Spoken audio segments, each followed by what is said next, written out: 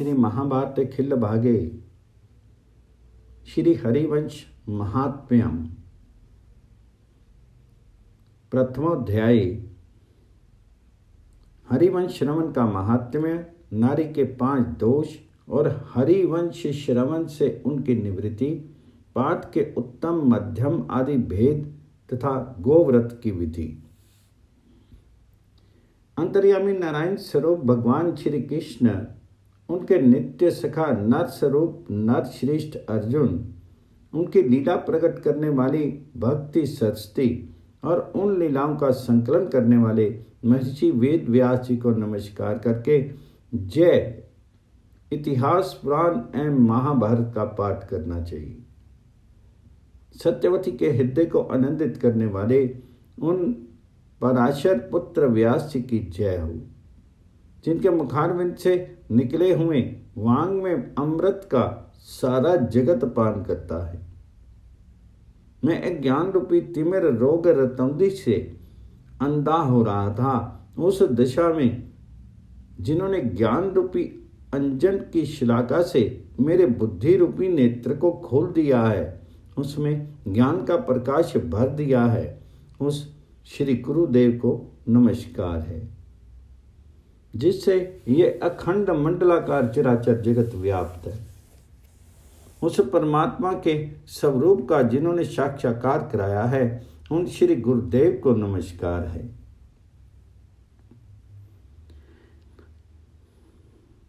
जन्मदेव बोले, भगवान आपने मुझे महाभारत श्रवण की विधि बताई है, आप हरिवंश सुनने की जो विधि है उसे विशेष रूप से मुझे बताइए।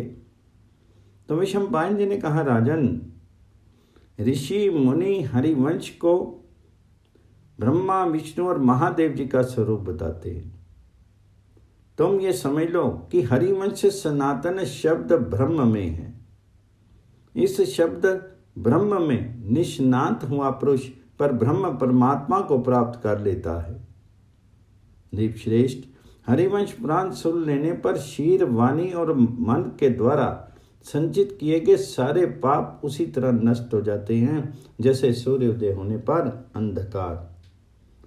18 पुराणों का श्रवण करने से जो फल मिलता है उसी को विष्णु भक्त पुरुष केवल हरिवंश सुन करके प्राप्त कर लेता है, इसमें संशय नहीं है।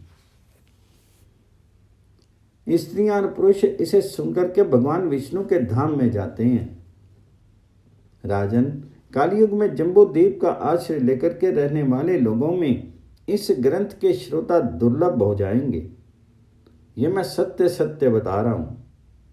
पुत्र की अभिलाषा रखने वाली स्त्रियों को भगवान विष्णु के इस यश का श्रवण करना चाहिए। बालकों की हत्या करने वाले पुरुष के पुत्र हो होकर मर जाते हैं। ऐसे मनुष्य को विधि पूर्वक हरिवंश सुनना चाहिए।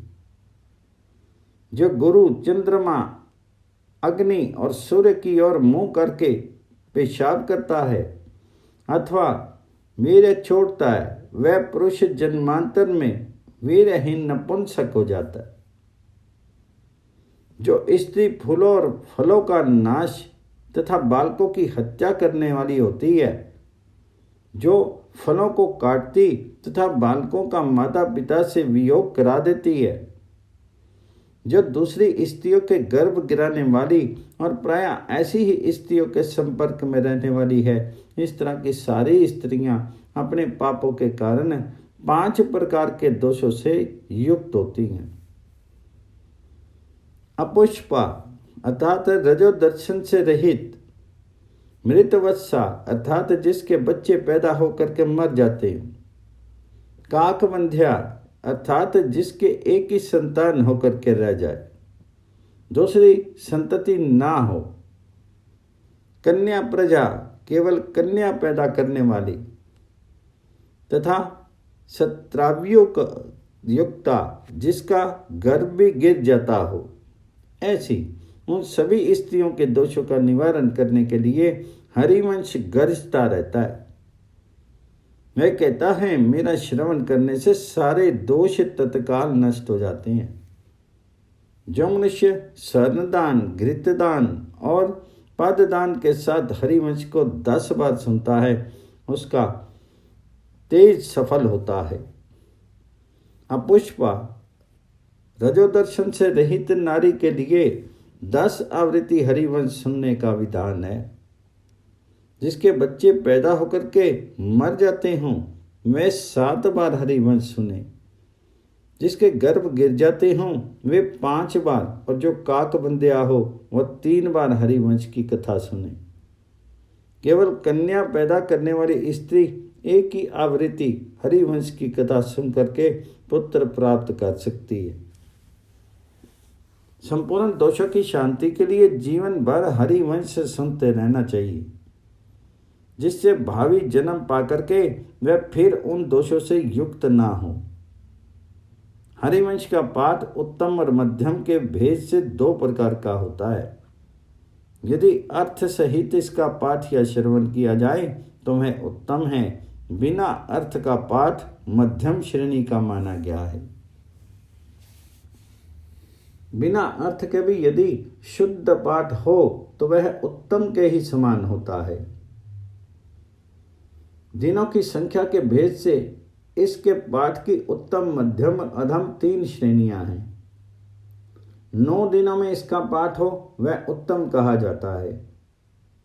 21 दिनों में हो तो मध्यम माना गया है, और 31 दिनों में हो तो उसे निष्कृष्ट श्रेणी का पाठ बताया गया है। जो भी सुगमता पूर्वक साध्य हो वही पाठ करना चाहिए। राजन, कालयुग में बहुत दिनों के प्रयत्न से साध्य फलों की प्राप्ति होती है। अतः नारायण स्वरूप व्यास जी ने हरिवंश का यह परायण साध्य रूप बताया है।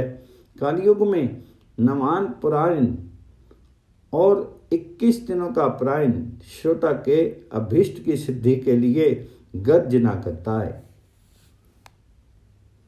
31 दिनों में पूर्ण होने वाला हरिवंश परायण यज्ञ नारी के बंध्या तत्व दोष का नाश करने वाला है। राजन, हरिवंश कथा श्रवण आरंभ करना हो तो पहले स्त्री और पुरुष को भी गोव्रत करना चाहिए। फिर व्रत के अंत में उसकी पारना भी स्त्री और पुरुष दोनों को करनी चाहिए। इसकी विधि मैं तुम्हें यथावत रूप से बता रहा हूँ। इसका आरंभ करके अंतोदगत्वा 1 मास तक इस शुभ व्रत का अनुष्ठान करना उचित है। स्त्री को चाहिए कि वह मन में अत्यंत प्रसन्न होकर के चतुर्थी तिथि को प्रातः काल उठ करके नियम पूर्वक गोव्रत आरंभ करे। प्रातः काल से सूर्य अस्त तक जब तक चरने को गई हुई गौएं गांव में लौट नहीं आए तब तक अन्न और जल ग्रहण नहीं करना चाहिए। जब गौ द्वार पर आ जाए तब बछड़े सहित उसकी विधिवत पूजा करके उसे प्रचुर मात्रा में घास भूसा दे करके स्वयं भी यवन ग्रहण करे। इस प्रकार किसी भी मास के शुक्ल पक्ष की चतुर्थी को नारी ये व्रत आरंभ करे और उसे 1 मास तक निभाए। राजन, इस तरह वह स्त्री और पुरुष के लिए व्रत बताया गया है। इसका इसी प्रकार 1 मास तक आचरण करके मनुष्य निश्चय ही उत्तम पुत्र प्राप्त कर लेता है। इस प्रकार श्री पद्म पुराण में हरिवंश महात्म्य के अंतर्गत श्रवण आदि की विधि का वर्णन विषयक पहला अध्याय पूर्ण हुआ।